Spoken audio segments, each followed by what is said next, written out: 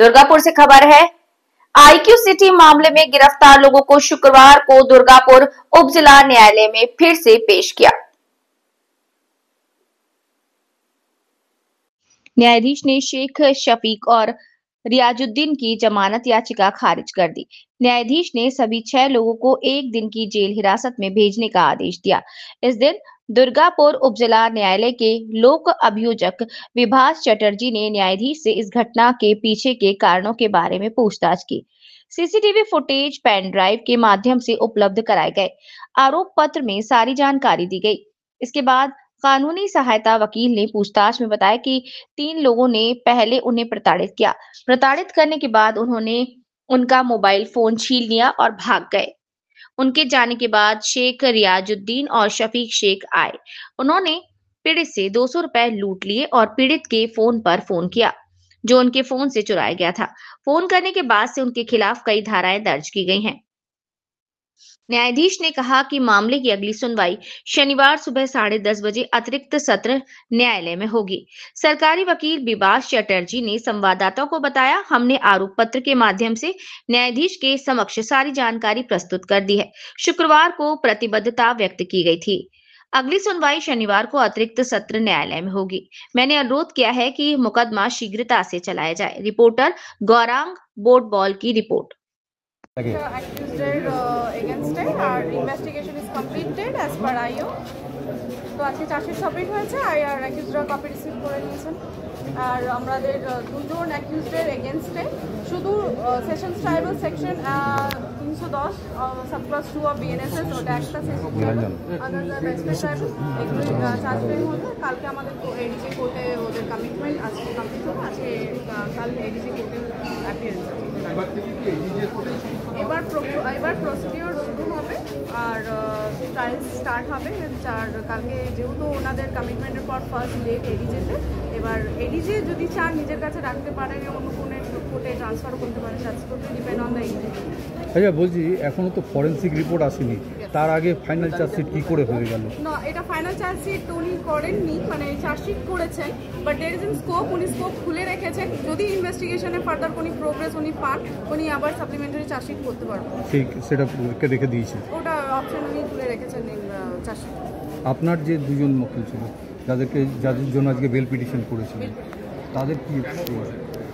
ওই দুজনের bail petition আপনাদেরকে আমি আগেই বললাম যে দুজনের এগেনস্টে শুধু ডাকাতি সেকশনটা প্লেস করেছে আর আদার্স 10টা সেকশনই চার্জ দিয়েছে, কিন্তু একটা সেকশনই সেশন ট্রাইবাল, বাকি আদার সেকশনস আর ম্যাজিস্ট্রেট ট্রাইবাল। সো ওদের দুজনের জন্য বেল পিটিশন করা হয়েছে, বাট স্টিল এটা রিজেক্টেড হয়েছে বাই দ্য লার্নেড ডিসিশন। আপনি তো লিগ্যাল এডের হয়ে? হ্যাঁ, ফ্রম দ্য লিগ্যাল এড এসডিএলএস যেই দুজনের জন্য বেল পিটিশন করেছিলাম, একজনের নাম শেখ রিয়াজুদ্দিন আর একজনের নাম শেখ সাফেক। ঠিক ঠিক ঠিক আছে। গতকাল আমরা তাড়াতাড়ি করে মামলাটা করার চেষ্টা করব, কারণ আমাদের ম্যান্ডেট আছে 346 সাবসেকশন 1A। এই ধরনের কেসগুলো 2 মাসের মধ্যে কমপ্লিট করার একটা ব্যাপার আছে। তো আমাদের নতুন আইনে অনেক জায়গা আছে যেখানে মামলা ডিলে যাতে না হয় তার ব্যবস্থা করা হয়েছে, যেমন কমিটমেন্টে যাতে ডিলে না হয়। বহু মামলা কমিটমেন্ট স্টেজে অনেক দিন ধরে ডিলে হচ্ছে। তো আমরা খুব লাকি যে আজকে লার্নেড কোর্ট, মানে লাকি ইন দ্য সেন্স আমরা প্রিভিলেজ বলতে পারি, অবলাইজ টু হিম, যে আমরা আজকে যেহেতু কালকে সমস্ত লিগাল কমপ্লায়েন্স আমরা করে ফেলেছিলাম, কপি দেওয়া থেকে আরম্ভ করে সব কিছু, এবং আমরা এক্সস্টিভ সমস্ত ডকুমেন্ট দিয়ে দিয়েছি অ্যাকিউজ পার্সনকে, যাতে কেউ বলতে না পারে কিছু পাইনি। তারপরে আমাদের আজকে যেহেতু সব কমপ্লায়েন্স হয়ে গেছে, সুতরাং আমরা কোর্টের কাছে আজকে প্রেয়ার করেছিলাম যাতে কমিটমেন্টটা হয়ে যায়। তো আজকে কমিটমেন্ট হয়ে গেল এবং আগামীকাল এডিজে কোর্টে ট্রান্সফার করা হয়েছে। ওখান থেকে এবার আমরা ট্রায়ালে প্রসিড করব আগামীকাল অন। দুজনের জন্য বেল পিটিশন করেছিল, কিন্তু দুজনের বেল পিটিশনই রিজেক্ট হয়েছে। ওরা বলেছিলেন যে ওদের এগেন্সটে শুধু ডাকাতি সেকশন আছে, কিন্তু 200 টাকা হোক আর একটা মোবাইল ফোন হোক বা 3000 টাকার এক্সটর্শন হোক, যে পরিস্থিতির মধ্যে ভিকটিম সম্মুখীন হয়েছে অন্ধকারে জঙ্গলের মধ্যে, সেই পরিস্থিতিটা বুঝে তো একটা দেখার জায়গা আছে। তো আমরা সেটা সাবমিশন করেছিলাম, লার্নেড করে আমাদের কথা শুনেছিলাম, বিলটা লিখেছি। ডিফেন্স বলছিল যে তারা প্রপার ডকুমেন্টস পাচ্ছে না যেগুলো সাবমিট করেছেন। আমাদের কাছে রিসিপ্ট আছে, যখন আমরা রিসিপ্টটা দেখালাম তখন তো তারা কিছু বললো না।